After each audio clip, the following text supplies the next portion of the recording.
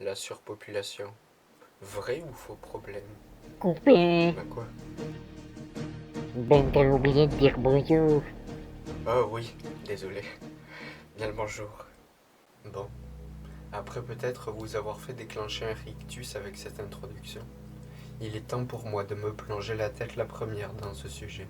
La surpopulation donc. Voilà un sujet sur lequel je suis souvent en désaccord avec les personnes avec qui je parle. Ainsi, ma vision, qui est peut-être complètement fausse car n'étant pas partagée, vous apportera peut-être des points auxquels vous n'aviez pas pensé, sans aucune prétention bien sûr.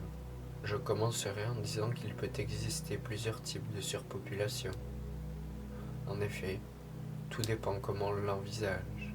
En fait, possiblement que cette précision n'était pas nécessaire, mais mon discours est ici anthropocentré. Vous vous doutez bien que je ne vais pas parler de la surpopulation des tardigrades, même si cela pourrait faire un bon sujet. Mais j'ignore à quel point ils sont nombreux ou nombreuses. La surpopulation peut alors être envisagée sous différents angles, comme par exemple les ressources disponibles, les ressources consommées, la pollution ou les gaz à effet de serre émis dans l'atmosphère, etc. Vous vous doutez bien que je ne peux pas penser à tout, n'étant qu'un humain unique, et que le partage est la voie vers l'élévation. Mais je commence déjà à m'égarer. Je vais donc vous parler de la surpopulation dans sa globalité. Le sujet a commencé à susciter un intérêt à partir de la fin du XIXe siècle, alors que l'on passait la barre symbolique du milliard d'habitants et d'habitantes, 3 ou 4 décennies plus tôt.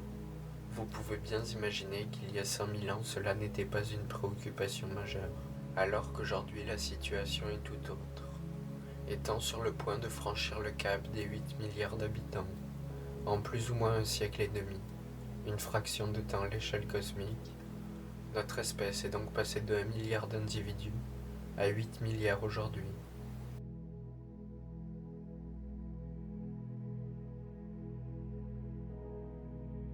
Cette croissance démographique, dont je ne vais pas explorer les causes mais plutôt les conséquences, a eu de nombreux effets, à un point tel que fut introduit le fameux jour du dépassement, que nous dépassons toujours plus rapidement, consommant, donc, plus de ressources que ce que la planète est capable de nous apporter chaque année, pouvant entendre qu'il nous faudrait jusqu'à 5 terres pour combler nos besoins, et cela ne risque pas d'aller en s'améliorant, la croissance démographique étant supposée continuer de grimper, et ce, en particulier en Afrique. Pourtant, des rapports nous disent la planète Terre pourrait nourrir jusqu'à 11 milliards d'habitants. Mais encore là, tout dépend de la manière dont on se nourrit. Voilà une autre avenue pour penser la surpopulation. Dans un premier temps, vous pourriez trouver ma pensée illogique si je vous disais que 5 milliards d'habitants, cela est davantage une surpopulation que 15 milliards. Peut-être avez-vous même déjà quitté cette vidéo au moment où j'ai dit cela, mais peu importe. Dans ce cas, vous n'êtes plus là à m'entendre déblatérer sur ce sujet, peu importe. Je reprends. On pourrait imaginer qu'il existe un nombre, plus grand que 9 donc, qui serait plutôt de l'ordre d'1 milliard, et qui constituerait un équilibre, ou une homéostasie pour emprunter un mot à la biologie, ayant la même signification qu'équilibre, sauf qu'il est déjà trop tard, puisque nous sommes 8 milliards. Alors que faire donc?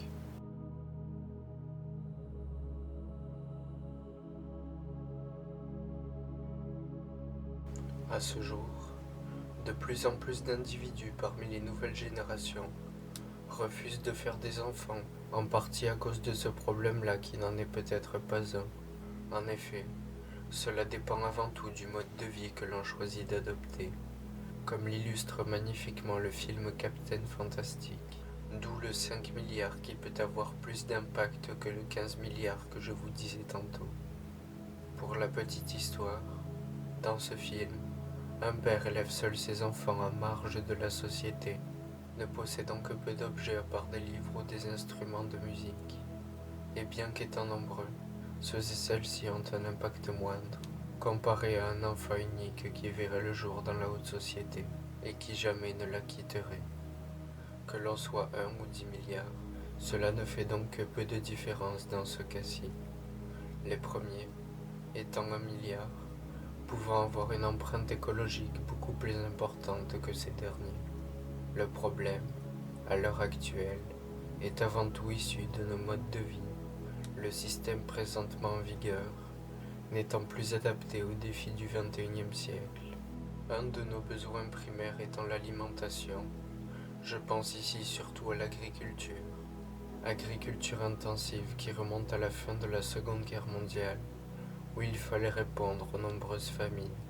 L'on s'est donc mis à cultiver sur des parcelles beaucoup plus étendues, en utilisant des intrants chimiques qui servent, à court terme, à améliorer l'efficacité des sols, mais à moyen et long terme, ce fut une erreur monumentale que de prôner ce système agricole qui détruit les sols, faisant en sorte qu'aujourd'hui, des cultures comme celle du riz ou du blé perdent jusqu'à 50% de leur valeur nutritive. Il faut donc une parcelle 2 fois plus grande pour nourrir le même nombre d'individus. Individus qui ont besoin d'environ 2000 calories par jour. Et pourtant, près d'1 milliard de personnes souffrent de sous-nutrition et n'ont pas accès à une nourriture suffisante chaque jour. Souffrant de sous-nutrition, dans un monde où l'on a plus de chances de mourir d'obésité que l'inverse. De surcroît, les 2 tiers de la nourriture produite dans le monde sont jetés. Il ne s'agit donc pas d'un problème de surpopulation, mais bien de mauvaise gestion. Mauvaise gestion dont ne nous sommes pas fautifs ou fautives, étant en effet dominés par une élite apathique, totalement déconnectée de la réalité physique, par des entreprises comme Monsanto, aujourd'hui Bayer, qui nous empoisonnent à petit feu, bien que l'on a peut-être dépassé un point d'équilibre, que nous sommes nombreux et nombreux. Nous ne sommes toutefois pas un trop grand nombre. C'est ainsi que s'achève mon monologue, et j'espère avoir l'occasion d'en reparler avec vous. Je vous souhaite une excellente journée, et je vous dis à très bientôt. Au revoir.